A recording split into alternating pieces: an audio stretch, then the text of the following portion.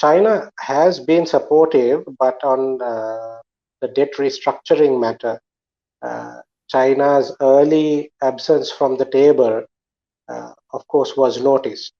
But China does diplomacy in its own way. It doesn't play by anyone's rule book. It has its own way of doing things. So I think Sri Lanka, it's a complex navigation for Sri Lanka to ensure China still partakes in the debt restructuring process and offer the same terms to the other parties involved, which is what the IMF and even the World Bank and India has asked for, that everyone be served with the same spoon.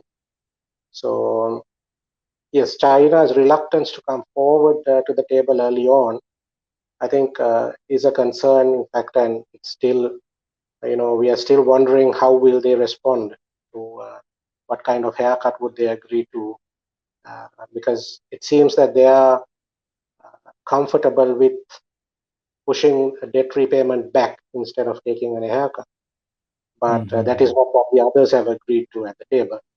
So there are concerns about how China will respond. For Sri Lanka, of course, it's very difficult because Sri Lanka has to get all parties to agree to it.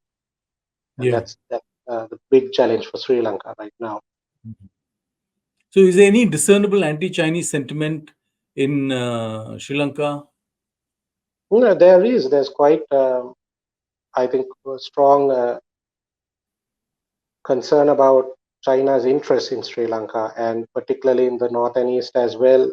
We've seen, politicians and civil society groups question when China tries to start a project in those areas. We know even in the south, when China tries to secure certain tenders for infrastructure projects, questions are asked. I mean, there is scrutiny. And even during the political unrest last year, the protest movement, the youth were questioning, not just Chinese investments, even Indian and other investments, like how has things materialized? What are the outcomes? Has it trickled down to the common man?